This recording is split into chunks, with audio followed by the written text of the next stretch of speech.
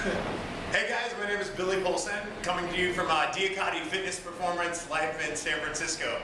We wanted to take a second today to talk a little bit about power ropes. I've seen a lot of trainers as well as a lot of clients using the power ropes and using them in their workout programs, doing some workouts where it's only ropes and then some mixing them in. So what I did was bring Tom Armenta, who's our master power ropes trainer here at DIAKADI. Thanks, Tom. Hey, thanks for having me. So tell us a little bit about the ropes. I know you did a certification program. How did that get started for you?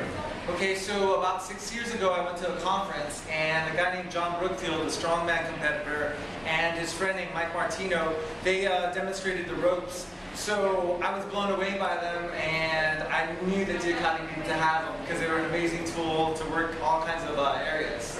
Yeah. And then how did they actually come up with the system? You were talking about he was a strongman competitor, or? Yeah, so John Brookfield is a strongman competitor, and he was playing trains and planes, and through playing these big objects, he figured out how to use them in like a wave technique to pull the trains and the planes. So he picked up on it, created the strength program, and then Mike Martino picked it up, and now it's used all over the world. Yeah, I've seen them in lots of gyms around the city, actually. Yeah. So, for yourself, how have you introduced these into your own programming or the programming for your clients? Okay, so when I first started working with the ropes, all I did was work with ropes, and through my own mistakes and getting injuries, I figured out techniques to kind of apply the ropes to my client base. And after I started working with them, I started seeing other trainers working with them, I wouldn't say incorrectly, but I could see some things that could be fixed. So I knew I wanted to pass this on. So I think that's why I approached you with the subject to kind of teach the ropes. Perfect. That sounds good. So what would you say, I guess first of all, what would you say are the correct ways of introducing the ropes into a program? Okay, so I wouldn't say it's like the correct way, but it's the way that works for me.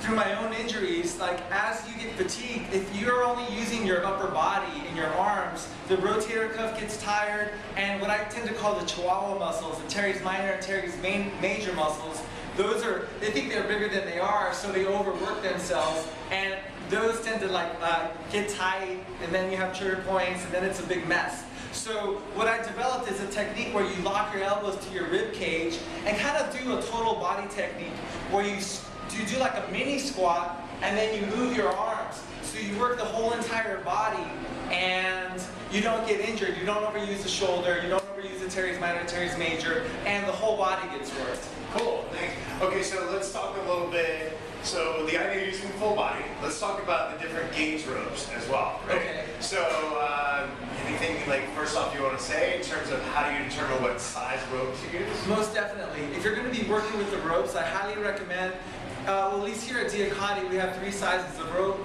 They're 1.25 inches, 1.5 inches, and then the big mamba is a 2-inch power rope. I highly recommend you play with the smallest rope and then move your way up.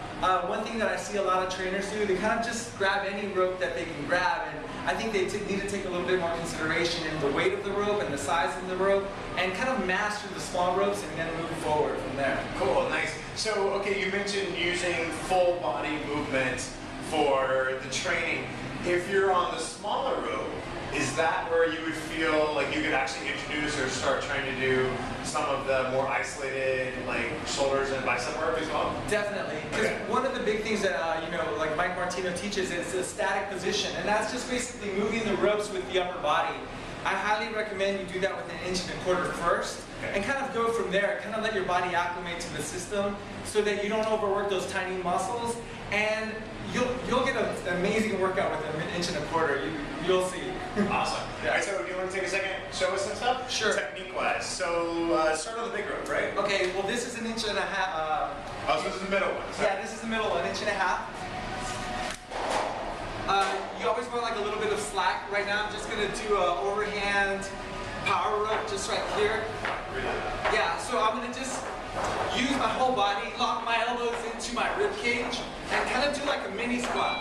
So it's like my legs are driving all of the force. It's like a combination of a deadlift and a squat. Cool. Now show us on the small rope what you were talking about. Okay. I'll do the same technique over here so that you can see me from the side. So this is the 1.25 inch rope, and this is what we were talking about before, that you could do more isolated muscle work as opposed to only full body. and be a little safer on your rotators, on even in terms of the flexors and extenders of your grip, so you're actually safe on your grip as well. So hopefully in the camera you can see the angle of my body. I was pretty upright. A lot of the, kind of like when doing a deadlift. I'm using my glutes, my hamstrings, my lumbar erectors to do most of the movement. My arms are working, but it's not as intense as this. So when you're just moving the arms, we're not getting the engagement of the whole entire body. Now, this technique is fantastic for many people. The question is that client ready for that technique? You know, what's the purpose behind why they're doing the ropes? Are they strength and conditioning? Are they into mixed martial arts? Or are they a boxer? Or is it just grandma or someone who wants to get into shape? So definitely consider why you're doing what you're doing. Like everything that we do, you know? So what about the idea of where to introduce them into a program? One last question, right? So for example, you talked about different types of athletes or different types of clients. So let's talk about general population. Folks that are looking to increase muscle mass, a little bit of hypertrophy, but looking to lose body fat. How would you recommend introducing the ropes into that program? Well, what I would recommend is using this as some tools. So if you're doing like a circuit, for example, like a strength circuit, and you're doing heavy squats and a deadlift, or you know, a couple of things on the rack, you can add in the ropes before or the final exercise of that set or circuit to kind of elevate their heart rate.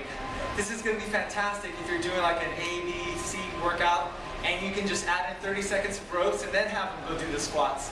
It'll throw their heart rate through the roof and just change their workout completely. Cool, and also kind of tie the entire body together, right? Like yeah. Everything comes together. Okay, so what about any specialty use of them in terms of specific athletes that you would recommend? They would be great for, I think you mentioned martial artists, right? Yes, people who tend to use their upper bodies a lot, like mixed martial artists, boxers, you know, anyone that is kind of like in a static position, or you know, anyone that's using upper body a lot, which is like wrestlers, MMA people, boxers. But I must say that this has also been used with people who are in wheelchairs. And it's a great way to kind of get them to do some cardio and some strength work without keeping them on the recumbent bike, you know, and give them something more fun to do. Cool. So, or maybe even seniors, like seated seniors, right? Yeah. Okay, cool. Exactly. All right, well thank you so much. If you guys have more questions, feel free to contact us. We can get you in contact with Tom and he can answer anything you have. Thanks a lot, man. Hey, you're welcome, man. Have a good one. Thanks Thanks guys.